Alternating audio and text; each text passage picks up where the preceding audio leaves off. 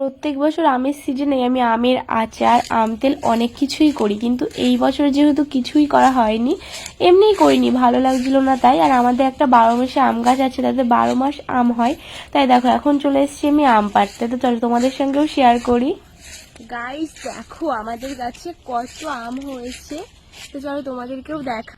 আর এখন আমি চলে এসেছি আম পাড়তে, দেখো আমাদের কাছে কত আম হয়েছে। এই যে আমার পিছনেই কিন্তু আমাদের আম গাছ, আর এটা কিন্তু আমাদের 12 মাসে আম গাছ, এখানে 12 মাসে আম হয়, তার জন্য আমরা সবসময় আম খেতে পারি।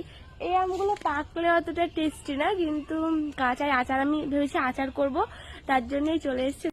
আমার মা বলেছে গাছের নিচের দিকে নাকি অনেক আম হয়েছে, আমি আসলে জানতাম না যে গাছে আম হয়েছে।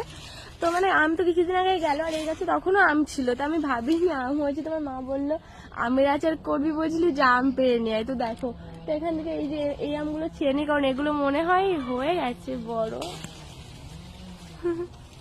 কোয়াশ আছে।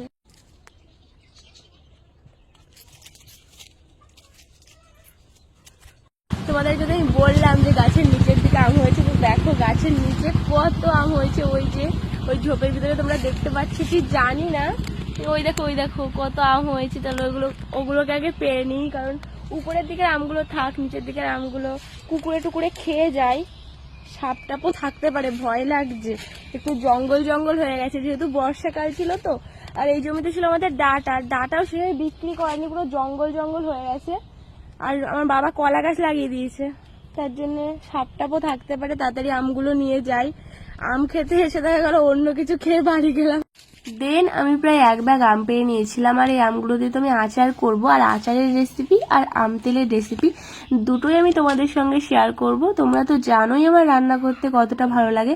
আর দেখো আমগুলো এতটাই নিচে হয়েছে যেন শুয়ে শুয়ে আম পাড়া যাবে। আমার কিন্তু আমগুলো পাড়তে খুবই ভালো লাগছিল, আর মনে হচ্ছিল পটপট করে সবকটা আমি ছিঁড়ে ফেলি, কিন্তু এত আম পেরেই বা কি হবে, নষ্টই হয়ে যাবে। তার জন্য আমি প্রায় 1 ব্যাগই পেয়েছিলাম। যে তোমাদের ভিডিওটা কেমন লাগলো অবশ্যই জানিও, আর লাইক কমেন্ট শেয়ার করে দিও।